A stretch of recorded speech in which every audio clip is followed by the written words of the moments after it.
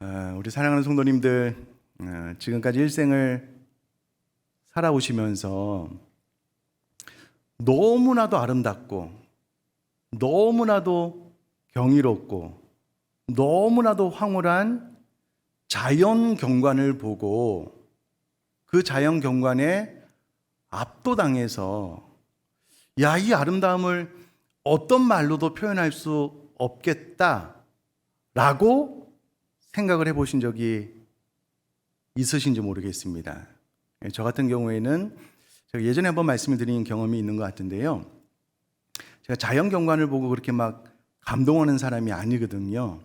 그럼에도 불구하고 첫 네팔 선교 답사를 가서 이 사랑콧이라는 곳에 올라가서 안나푸르나 산맥 일출을 바라볼 때의 그 감동은 지금도 잊을 수가 없습니다. 어둠이 서서히 걷히고요. 한 줄기 빛이 그 안나푸르나 거대한 산맥을 비추는데 처음에는 그 눈산이 황금색으로 보이는 거예요. 너무 깜짝 놀랐습니다. 그러다가 빛의 양이 점점 많아지면서 그 새하얀 안나푸르나 산맥 전체가 이렇게 보여지게 되는데요. 그냥 우와 이렇게 감탄만 했던 것 같아요. 지금도 그 아름다운 장면을 어떻게 말로 다 설명을 할 수 있을지 모르겠습니다. 이것은 불가능할 것 같아요. 제가 이와 유사한 경험을 31년 전에 지금의 제 아내를 처음 보았을 때 했습니다. 이제 막 20살이 된 너무 순수하고 청아하고 사랑스러워 보이는 제 아내를 봤을 때 너무 경이로운 거예요. 이런 거를 거짓말이라고 합니다. 자, 그런데 사랑하는 성도님들, 지금까지 신앙생활을 해오는 동안에 그 하나님의 너무나도 놀라운 임재, 그 영광, 그것을 경험하고 이게 너무 경이로운 거예요. 이게 너무 황홀하고 이게 너무 아름다운 거예요. 이 하나님의 영광에 압도당해서 그 하나님의 이름에 합당한 영광을 좀 다 올려드렸으면 좋겠는데 내 언어로는 부족하다. 내가 무엇을 해도 부족하다. 그냥 나는 그 하나님의 영광 앞에 엎드려 경배할 수밖에 없겠다라는 것을 경험해 보신 적이 있는지 모르겠습니다. 여러분, 우리들이 신앙에 있어서 참 중요한 질문이다라고 생각을 하고요. 이와 같은 경험을 한 다윗이 오늘 시편을 기록하면서 하나님의 이름에 합당한 영광을 올릴 것에 대해서 권면을 해주고 있습니다. 자, 제가 1절을 한번 다시 읽어볼 텐데요. 너희 권능 있는 자들아 영광과 능력을 여호와께 돌리고 돌릴지어다 라고 기록이 되어져 있습니다. 자, 여기서 우리가 주목해서 보아야 될 대목이 어디냐면 너희 권능 있는 자들아 라는 부분입니다. 도대체 다윗이 누구를 향하여 하나님 앞에 영광을 올려드릴 것을 권면하고 있는가라고 질문을 던져보면 그 대상이 바로 권능 있는 자들이다라는 거예요. 그러면 도대체 이 권능 있는 자들이 누구냐라고 질문을 던져봤을 때에 직역을 하면 신들의 아들들아라가 되는데요. 이 부분에 대해서 많은 학자들의 의견이 분분하긴 하지만 가장 보편적으로 해석하는 것은 바로 천상의 존재인 천사들을 의미한다라고 이해를 합니다. 자, 그렇다면 다윗이 왜 천상의 존재들을 향하여서 너희 권능 있는 자들아 영광과 능력을 여호와께 돌리고 돌릴지어다라고 권면을 하고 있을까라고 생각을 해보면 다윗 입장에서는요, 그가 하나님을 정말 전심으로 찬양을 했지만 죄가 있는 인간인 거예요. 그래서 본인이 아무리 하나님을 찬양하고 찬양을 해도 하나님의 이름에 합당한 영광을 가치를 다 올려드릴 수가 없는 거예요.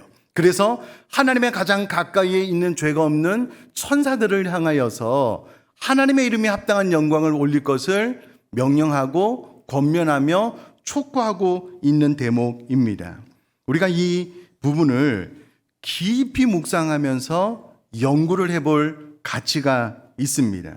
우리 모두가 잘 아시는 것처럼 다윗은 하나님의 법궤를 다윗성으로 옮겨올 때에 그 기쁨을 주체하지 못하면서요, 그가 왕의 신분이었음에도 불구하고 힘을 다하여 춤을 추었던 것을 우리 모두가 다 잘 알고 있습니다.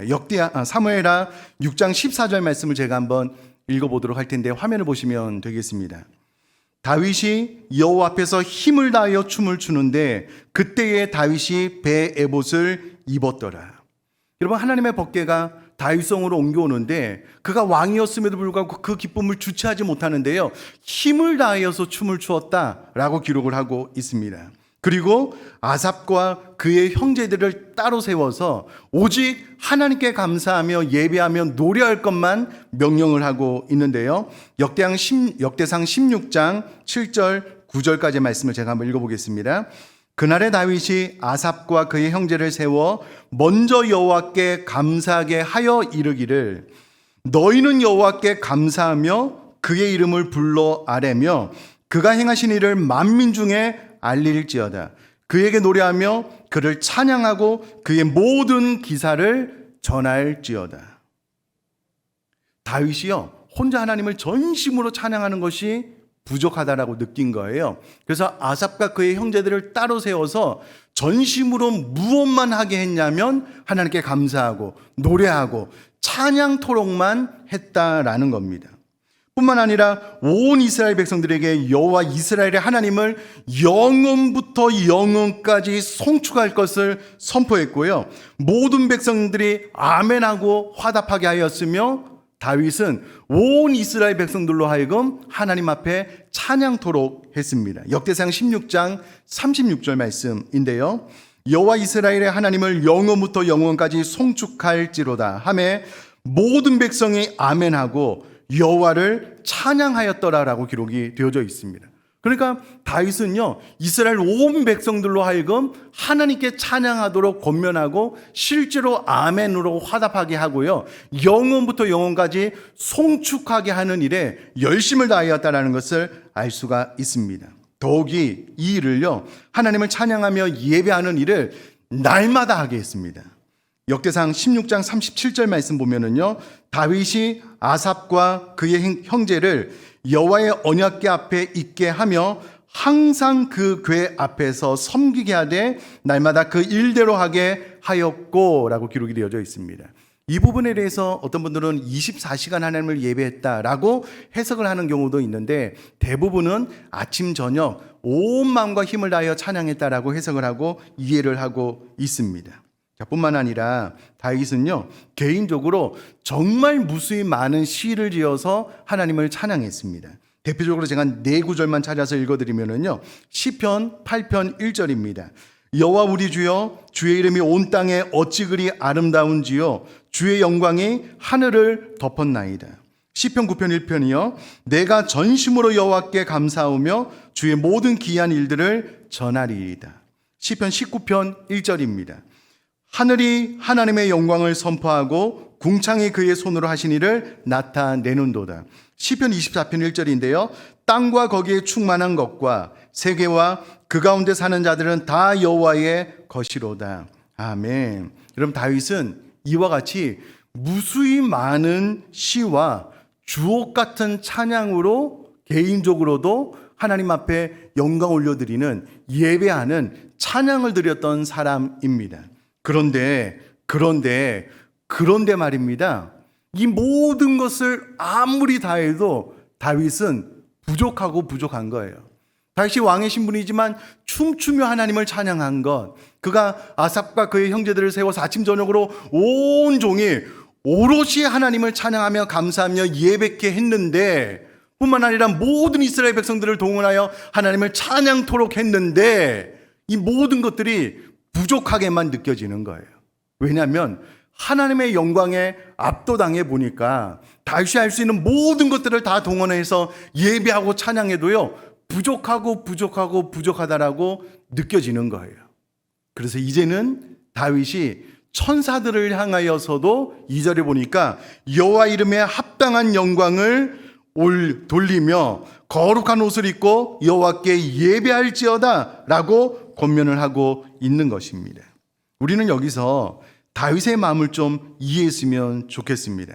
다윗이 얼마나 하나님의 이름에 합당한 영광을 올려드리고 싶었는지, 그의 마음 깊은 곳에 있는 열정, 깊은 간절함, 그의 마음속에 있는 깊은 소원이 어느 정도였는지를 좀 이해하시면 좋을 것 같습니다. 특별히 이것을 머리로만 이렇게 설교를 듣고 이해하는 것이 아니라 적어도 하나님, 내 일평생에 내 마지막 호흡이 멈추기 전에 나도 다윗처럼, 이사야 선지자처럼 하나님의 영광스러운 임재 앞에 압도당해 봤으면 좋겠습니다.